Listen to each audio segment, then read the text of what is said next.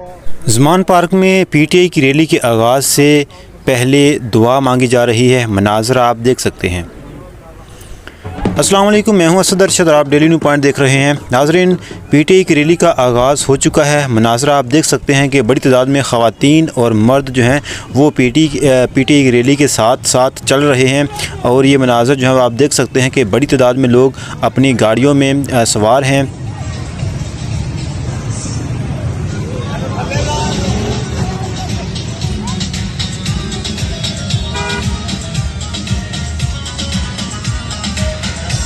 ये पीपी 149 के उम्मीदवार हैं जो रैली की शक्ल में लिबर्टी चौक पहुंच रहे हैं। मनाज़रा आप देख सकते हैं कि बड़ी तादाद में कारकुनान जो हैं वो इनके साथ हैं और वो रैली में शिरकत के लिए लिबर्टी चौक पहुंच रहे हैं।